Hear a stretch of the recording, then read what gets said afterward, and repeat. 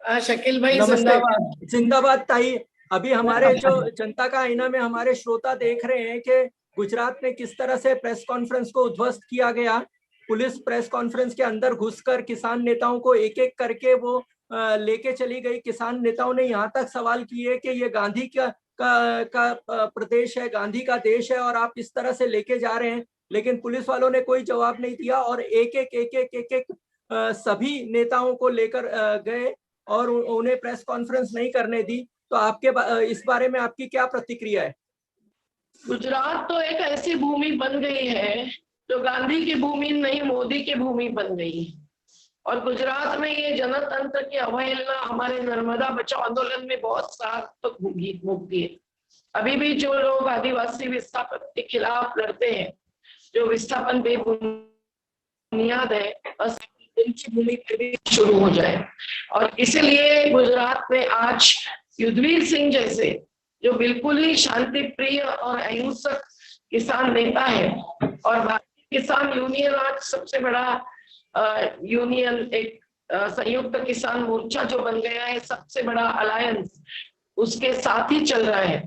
और ऐसी स्थिति में देश भर के किसान मजदूर आज गुजरात के पुलिस प्रशासन और शासन की ये कार्रवाई देखकर निश्चित रूप से समझ जाएंगे कि ये मोदी जी विरुद्ध गांधी जी की लड़ाई है। और तो और कोई धारा नहीं लगाना, कोई अरेस्ट वारंट नहीं निकालना, और पहले प्रेस कॉन्फ्रेंस की मंजूरी दी ही होगी पर फिर भी गिरफ्तार करना, ये सब बकवास है। ये मंजूर नहीं हो सकता है। और उन्होंने कोई अपराध न करते हुए, उनका अपराध अगर कोई मान रहे होंगे तो एक ही है कि किसानों को जागरूक किया है। और किसानों पर जो अन्याय अत्याचार हो रहे हैं, हत्या हो रही है किसानों की आत्महत्या के नाम पर, तो उस पर वो नाराज है और उसको उनको रोकना है। तो हर सामाजिक जन आंदोलन को रोककर या तो ये जेल बंदी से रोकते हैं या तो लाठी काठी से रोकते हैं। तो यही उन्होंने युद्धवीर सिंह और सभी गुजरात के किसान नेताओं के साथ करना बिल्कुल ही शर्मनाक है। और ये अगर गुजरात में होता है तो ये भी शासकीय हिंसा है, जो कभी जाति मजहब के नाम पर हुई थी, आज आंदोलन के नाम पर हो रही है। हम इसका धिक्कार करते हैं। जन आंदोलनों के राष्ट्रीय समन्वय के तहत तरफ से संयुक्त किसान मोर्चा के हम सुनीलम जी, मैं, अमित शाह यही है नंदीग्राम में, तो हमारी तरफ से भी और नर्मदा बचाओ आंदोलन की तरफ से। और उनको लगता है कि तत्काल उनको रिहा करना चाहिए, बिन शर्त रिहा करना चाहिए। और गुजरात में जो भी गलत अवैध कार्रवाई की है, अमानवीयता भी दिखाई है, तो उनके ऊपर उल्टी कार्रवाई हमारी तरफ से होनी चाहिए।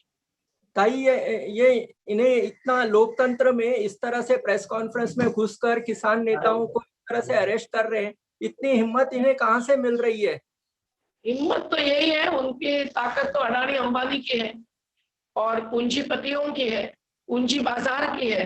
चुनाव में भी हम देख रहे हैं कि वो भरसक पूंजी का और धर्म के नाम पर अधर्म और अमानवीयता का इस्तेमाल करते हैं। बंगाल में, असम में, दोनों जगह उनके मुद्दे यही है। तो ये देश को तोड़ना मरोड़ना चाहते हैं और आंदोलनों को कायम के लिए लॉकडाउन में रखना चाहते हैं। और यही उनकी मकसद है। उनकी हिम्मत भी उसी से आती है कि उनको लगता है हम चुनावी राजनीति में कैसे भी खेल करके जीत लेंगे। इसीलिए जो भी आज उनका विरोध कर रहे हैं, किसान विरोधी, मजदूर विरोधी होने के नाते, वो उनको चुनावी राजनीति में भी चुनौती जनता दे दे और धर्म या पैसे के नाम पर वोट न डाले, ये भी अपेक्षा और आह्वान कर रहे हैं। और ये किसान आंदोलन से ये इतना क्यों डर रहे हैं कि किसानों के प्रेस कॉन्फ्रेंस में घुसकर उनको उनको बंद करा दिया गया? तो ये इतना क्यों डर रहे हैं? आखिर डरने की क्या बात है इतनी उनको? ये पता नहीं कि वो थोड़ा सा डर, उनको तो डर तो बहुत होगा अंदर, पर दिखा नहीं रहे हैं। पर अभी थोड़ा सा डर लग गया होगा क्योंकि चुनावी मामला भी है, उनको चुनाव तो जीतना ही है, बाकी कुछ नहीं। शुक्रिया मेधा जी, आपने बात की जनता का आईना से और हमें उम्मीद है कि आप हमेशा बात करते रहेंगे। सुनीलम जी, आप बताएं, आपकी प्रतिक्रिया दें और फिर आज के बंद के बारे में भी बताएं। केवल प्रतिक्रिया आपको इतनी देनी है कि ये गुजरात मॉडल है। अच्छा। देश के जिन लोगों ने गुजरात मॉडल को देख करके मोदी को लेके आया था, अब उनको असली, जी मैं ये कह रहा हूं कि ये जो वहां स्थिति इस तरीके की भयावह हो गई है कि जब दांडी यात्रा करनी थी तो दांडी यात्रा जिन्होंने शुरू की उनको जो है गिरफ्तार कर लिया गया, और जो गोडसेवादी लोग हैं उनसे बाकायदा झंडा दिखा करके उनसे यात्रा कराई गई। अब हमारे को तो फर्स्ट हैंड अनुभव अभी आया जब जिग्नेश जो हैं उनको आना था, शिवसागर आना था, उनका टिकट हो गया था और उसके बाद में 23 तारीख को जो है वो वहां से निकल नहीं पाए। तो उन्होंने जब उन्हें फोन किया तो उन्होंने बताया कि हमारे यहाँ पर सिलसिला यही है, जब भी आप किसी आंदोलन की घोषणा करते हो तो आपको हाउस अरेस्ट कर लेते हैं, सुबह से लेकर शाम तक बंद रखते हैं। तो ये जो लोकतंत्र का एक जो नया मॉडल है, इसी के चलते स्वीडन की और अमेरिका की जो लोकतंत्र को लेकर के जो एक लोकतंत्र नापने वाली जो पूरी अंतर्राष्ट्रीय संस्थाएं हैं, उन्होंने कहा कि ये तो ऑटोक्रेसी हो गई है, यहाँ पर डेमोक्रेसी खत्म हो गई है या सेमी डेमोक्रेसी हो गई है। इस तरीके की बात, इससे पूरे देश का नाम डूब रहा है। देश की जो आजादी का आंदोलन था, उन लोगों ने इस देश के अंदर लोकतंत्र लेकर के आया। ये कोई मोदी या कोई भाजपा के द्वारा लाया गया लोकतंत्र नहीं है, और वो लाए नहीं है तो वो खत्म करने वाले कर भी नहीं सकते हैं।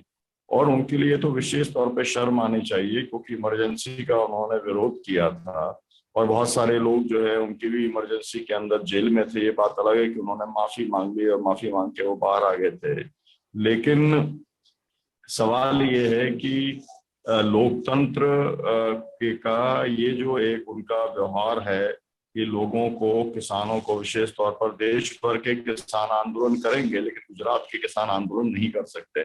वहां पर भी वो एमएसपी नहीं देते हैं, वहां पर भी किसानों के ऊपर कर्जा है, वहां पर भी किसानों की जो है वो लड़ाई 3 कानूनों को रद्द करने की चल रही है, लेकिन उसके लिए कोई समय नहीं है। दूसरी बात, आपने कहा कि भारत बंद की जो बात है, तो भारत बंद तो लगातार चालू है और बहुत सारी जगहों की जो खबरें आ रही है, हमारे पास में 200 से ज्यादा जिले की खबरें हैं जहां पर लोगों ने फोटो भेजा है, सक्सेसफुल बंद का फोटो भेजा है, मार्च निकालते हुए उन्होंने भेजा है, और अभी तक कोई हिंसा की घटना किसी भी तरीके से नहीं हुई है। तमाम जगह पर जो श्रमिक संगठन के नेता हैं वो भी समर्थन करने के लिए पहुंचे हैं। पूरे देश के अंदर जो है बहुत अच्छा रिस्पांस जो है वो भारत बंद का मिला है, क्योंकि लोग गरीबी से परेशान हैं, लोग महंगाई से परेशान हैं, लोग बेरोजगारी से परेशान हैं।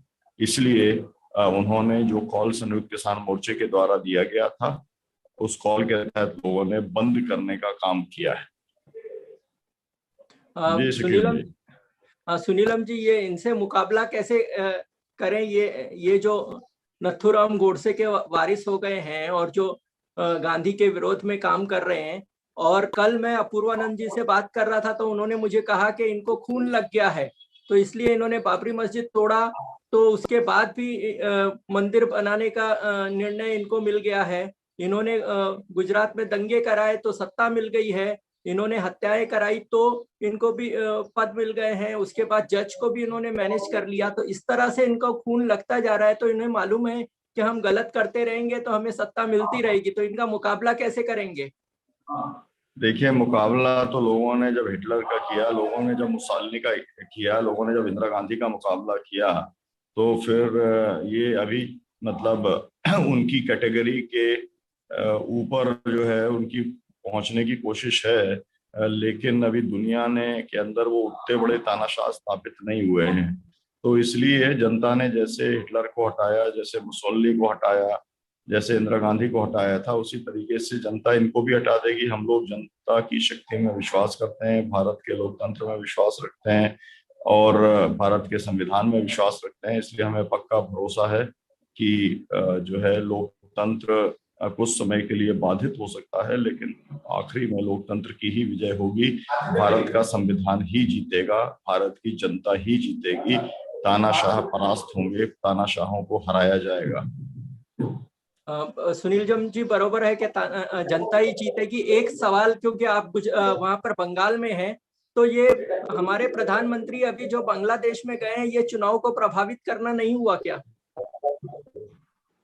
बिल्कुल बिल्कुल, वो प्रभावित ही कर रहे हैं। और ये तो इलेक्शन कमीशन का मामला है, जाना मुलाकात करना एक बात है, लेकिन कोई भी किस्म का समझौता जो सीधे सीधे मतदाताओं के ऊपर असर डालता हो, वो बांग्लादेश के साथ में नहीं किया जा सकता। कम से कम अगर कोई समझौता होता भी है तो उसका पब्लिक अनाउंसमेंट नहीं किया जा सकता, क्योंकि वो सीधे सीधे मतदाताओं को लुभाने की बात है। लेकिन मैं यहाँ पर देख रहा हूँ, मैं अभी नंदीग्राम में आया हूँ, जिस तरीके से यहाँ पर भाजपा के झंडे पोस्टर लगे हुए हैं, एक एक झंडे को और एक एक बैनर को जो है इलेक्शन कमीशन वाले निकलवा देते हैं। यहाँ सरकारी जमीन के ऊपर कई किलोमीटरों तक जो है वो भाजपा के झंडे, और यहाँ पर जो कैंडिडेट हैं उनके जो जिन्हें की लोग मीर जाफर से जिनकी तुलना कर रहे हैं गद्दार के तौर पर, उनके पूरे बैनर झंडे लगे हुए हैं और उसको कोई उखाड़ने वाला नहीं है। और जो है इलेक्शन कमीशन जो है वो अपने जिस तरीके से उसे काम करना चाहिए, हमारे यहाँ मध्य प्रदेश में नहीं लगा सकते हम लोग। मैंने यूपी का चुनाव देखा है, मैंने बिहार का चुनाव देखा है, मतलब, लेकिन यहाँ पर तो पूरी तरीके से मुझे लगता है कि इलेक्शन कमीशन जो है वो पूरी तरीके से कोई भी कार्रवाई जो होना चाहिए यहाँ पर जो इलेक्शन कमीशन के निर्देश हैं उसका पालन कराने के लिए। ठीक है सुनीलम जी, आपका बहुत बहुत धन्यवाद। आप हमारे साथ आए और जनता के आईना के दर्शकों को आपने सब बातें बताई। हम भी जनता का आईना की तरफ से जो भी गुजरात में हुआ है उसका विरोध करते हैं और हम लगातार किसानों की खबरें देते रहेंगे।